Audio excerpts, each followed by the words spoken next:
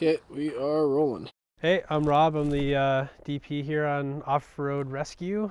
We're shooting up here in Kelowna, and as you can see by my breath, it's very cold right now. Yeah, just kind of giving you a rundown on how we shoot the show. This is Bruce's Jeep. It's kind of rigged out specifically for off-roading. He does some YouTube stuff, so it's nice working with a guy who does some YouTube because it's like kind of half camera friendly. But yeah, it's a small space. There's a couple guys shooting the show, and yeah, I'll show you what we do. Shoot a lot of stuff. Obviously drone work on the show. We're shooting a lot with like DJI, smaller running and stuff that we can pop up. There's minis in the air. It's the Air 3S. Kind of have to have those like small portable drones that are just like ready to rock at any given time. GoPros all over this stuff, everything. We're trying to capture as much as we can with as few people. So it's myself and an assistant, Trey. I'm running the main cam. It's an FX6 and he's on an FX3 while also running all of our GoPro and whatever needs to happen on the day. We do all kinds of rigging, shoot all kinds of cool stuff on the exterior of these things just to try to get any tension points that can help build the show out. Do a lot of action cam stuff, like you'll see we've got rigged down in here. Just seeing moving parts, anything that can possibly break, bounce around, snow flying, all the stuff that comes up and hits the lens and makes stuff really exciting. I mentioned it's pretty cold up here in Kelowna right now. It's like -15. So in that comes battery problems, broken stuff, all kinds of things. So a lot of our hard rigging out here. This one isn't currently hardwired, but we run a GoPro on the front here for the winch lines, which is a typical shot in a lot of these action shows, high tension breaking points. But as much as we can, we have the ability to hardwire. We'll run a USB to our GoPros and we can do these hardwire mounts, which makes life very nice. Not change batteries, Cherry's hands can stay warm. Yeah, like I mentioned, Bruce's Jeep's pretty well rigged out for himself.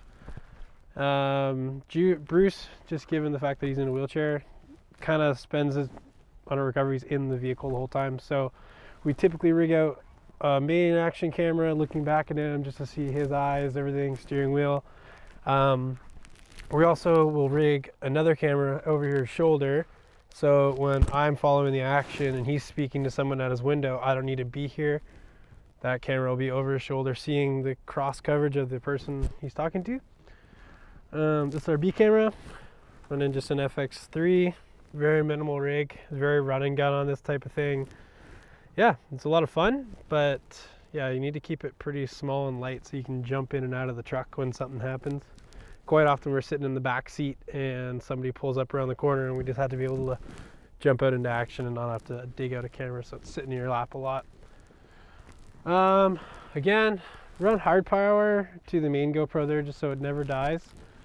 It's great working in the Jeep, and Bruce, like I said, is a YouTuber, so he's very conscious of running cameras for long duration of time and makes our life pretty easy.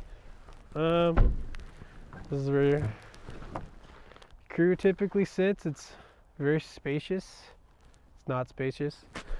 Trey and I will be sitting back here. Bruce has to put his chair in here, extra kit for recoveries, and then we also put our gear, which is pretty minimal as we can get. We have kind of GAC, batteries, GoPros, all kinds of stuff. And yeah, pretty much it. We just hop in the Jeep, we follow him around, and jump out when he's doing recoveries. But it's pretty action packed. That's about it. Honestly, it's a really minimal kit, minimal gear. Main thing is being lightweight, portable, and like very run and gun, quick to run out. Even myself, I'm wearing one of our audio setup. It's very quick. It's these little trackies, they record to themselves, so we don't have to worry about wiring the guys through at the time. If I'm not following him and he says something cool when he's not near me, yeah, we still get those cool little sound bites, which sometimes honestly we get the good stuff when I'm not near him because he doesn't think a camera's filming him, but we're still recording.